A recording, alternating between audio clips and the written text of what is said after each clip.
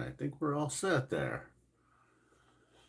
Kind of buffered for me for a moment there, but I think we're live. All right, I think I'll just start talking about the Browns and then move on to the Buckeyes and then move on to Stroud and then I'll take a look at the chat and see what everybody's up to.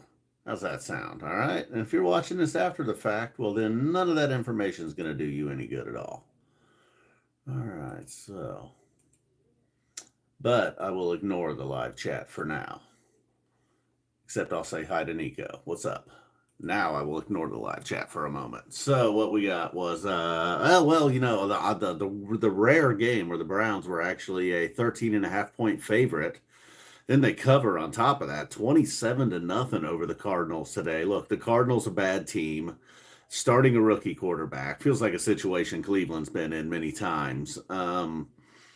Oh my God, and they couldn't do anything. It was as bad on paper as it seemed. This wasn't a situation where out of nowhere, here comes the rookie quarterback and just has like the game of his life, kind of like CJ Stroud over there in Texas. So, the Browns didn't just necessarily run away with it early. Some field goals, had to settle for some field goals at a couple of points instead of putting the ball in the end zone. And then, Myles Garrett again making a play. I think he recovered a fumble. The other guy actually, a defensive tackle, sneaking in some sacks on this one.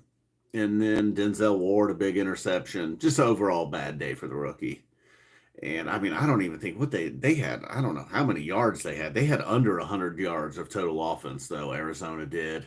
And then we move on to that's about it. Look, a 20. So you think I don't get me wrong, I am excited, but like I've said before, it's just like I don't know. When the Browns actually have a win and they play good and they beat somebody and it's a pretty convincing win, those are probably the least fun games to recap. And then we'll move on over to Rutgers. Hey, what's up, guys? I said I'll check in, say hi to you guys here in a minute when I get through this nonsense. That being Rutgers, and you may have seen the live stream. Most of that was on the road, listening to that on the radio. It's been a while since I had done a football game on the radio. The Buckeyes guys are pretty good, though. I knew when back I realized who was good and who was bad when I had Sirius XM and would listen to a random basketball or football or even baseball game. Some broadcasters they're not getting it done. It's like they think they're on TV. And not the case with the Buckeyes broadcasters, though. And then even I was kind of worried, like this could have been like the so-called trap game.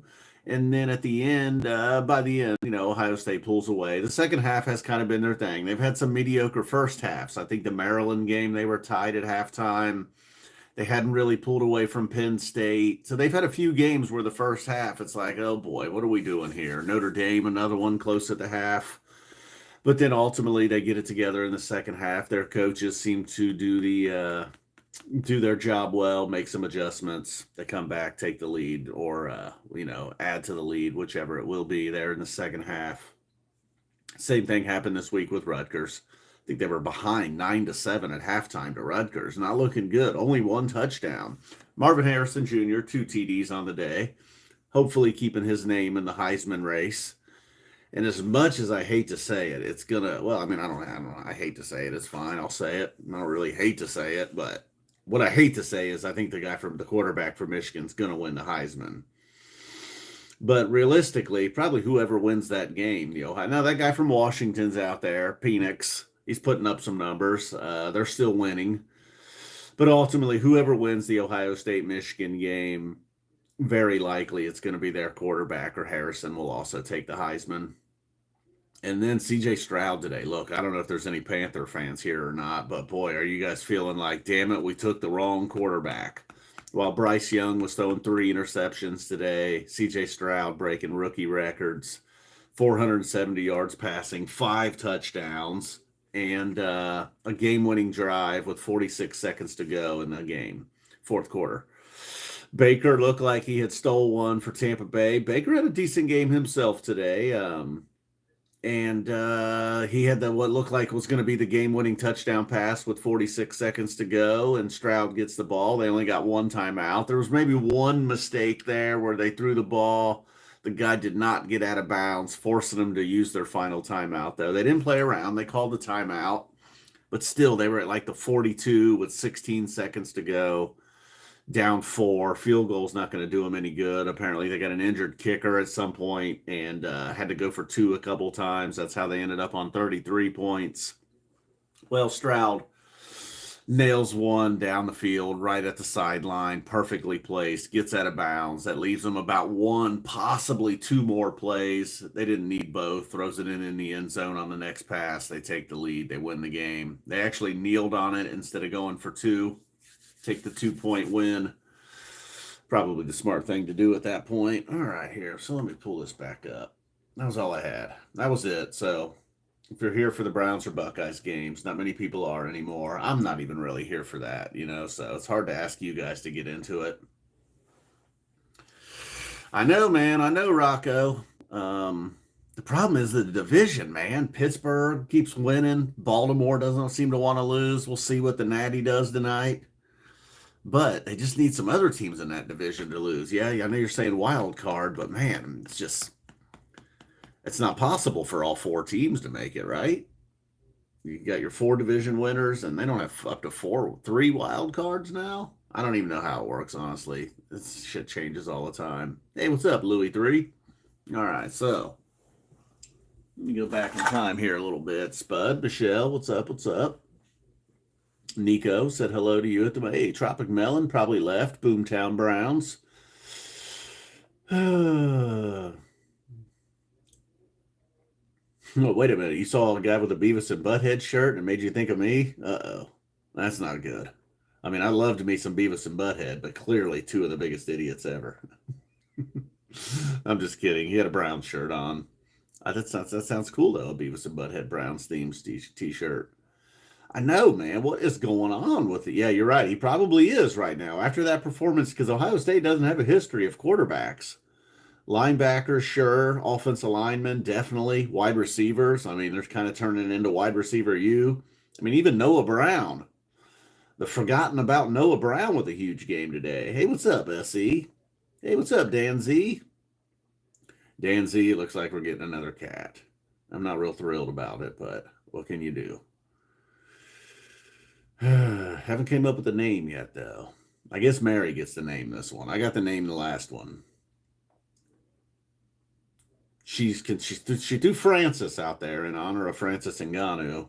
I know, Stroud was loud. Dude, that final drive, that was something else. Like, I just thought when Baker and the Buccaneers took the lead, I was like, damn it. Stroud had this awesome day, but ultimately it's going to be in a loss. They're going to fall under 500. Yeah, I was worried about the Browns 13.5. I didn't want to touch that. I was just like, I'm still traumatized after decades of them being the Browns. I just couldn't believe they were actually going to cover a 13.5, but boom, sure enough. Yeah, and then Seattle, it was at Baltimore, right? That still means something in the NFL, having to travel that far. A lot of other leagues, it doesn't seem to matter anymore.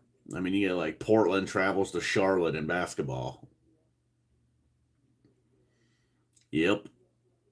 Kind of looks like cashew, I'll say, though. You're going to be really confused.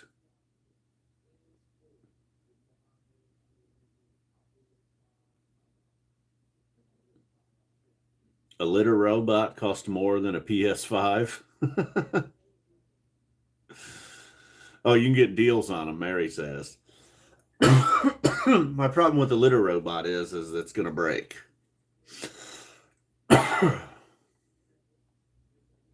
You got the Bills tonight? Well, I hope so, man. Oh, yeah. I did. Now, I haven't seen the full actual, the real show, but I saw some of it. I thought it was really good, the Billy Halloween show. Yeah, hopefully she does too. I don't know why we need another one, man. I don't know. Mary thinks she's lonely or sad or something. I'm like, what are you talking about? We're always here. She's got I don't know, man. She's got toys everywhere. Constantly playing with her. She seems to be doing all right. Probably Michigan. We'll see, though. Maybe Penn State can throw an upset in there. But it looks like it's going to be a showdown with Ohio State and Michigan, both undefeated again. Yeah, that was nice. Billy sitting in with Tool. I did see that. Yep. I know, Chuck. I gotta say, I did not see Stroud doing this well this early. I just thought maybe he didn't have enough experience, and when they were like, "Oh boy, he's a day one starter, huh?" The Stray Cats, huh? Oh, you mean the band or Stray Cats? Yeah, I guess.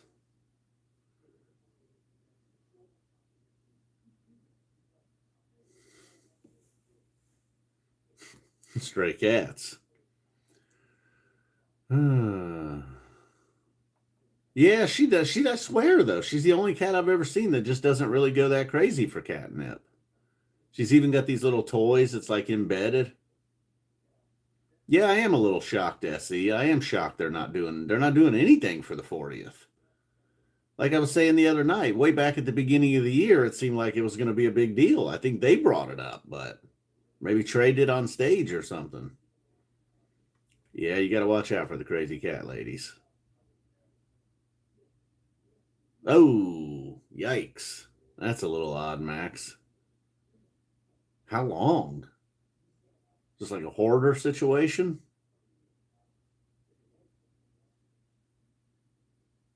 Yeah, it was fun. I enjoyed my trip down there. Um, Although that drive, I went to MPP one year, and then I went to Hampton one year, and then I think I just like visited some friends. Oh no, I went to Charleston, also visited friends. But after a while, then I went to Asheville to Billy. So man, there was like a 4 or 5 year run there. Then when I made that run a lot, and I don't know, I just got tired of that drive a little bit. I don't want to go back to that part to see a show for a while. Alpine sucks too, though. You got to get through Chicago. Yeah, I know, right? Got me. But luckily, YEM, one of my most heard songs, though. Gave a new meaning to Tweezer for you. Yeah, I bet so. Um, so I don't know, guys. I ain't got a whole lot tonight. Not a lot happened today. Just kind of laid around, watched some football, and ate some food. That's about it. Didn't no exciting. I've never been to a hookahville. No, I have not. I have not. Never even gotten too into hookah, really. Surprisingly, some friends of mine have gone and are hookah fans, but cool, man. Boom. We'll see you, Spud. Yeah, I think I'm gonna hit it here quickly too. Not a whole lot going on. Nice to see some people chatting though. Max, thanks for stopping by again. Chuck and SE. You know what? I haven't. I saw his winter tour dates, but just like when he announced them, I probably like saw it on an Instagram post or something, and I don't really remember them actually. Boom, you too, man. Michelle, thanks for stopping by. If you're still here, Tropic Melon, boom, thanks for contributing. Miles Baker, Dan Z, of course. Eddie jumping in. Yep, yep. What is that? Tuesday? I think it's Tuesday. Yep, you got a big one. Big year for Ohio. Oh yeah, I've been to Kings Island. I love it there. I haven't been in several years, but yeah. Last time I went though, man, it had been a real big gap. It had probably been like over 10 years or something. I kind of got sick from some of the rides. Felt like a boomer. Boom. I am a boomer. That's right. I am a boomer. Boom. Different kind of boomer. Thanks, guys. We're out of here.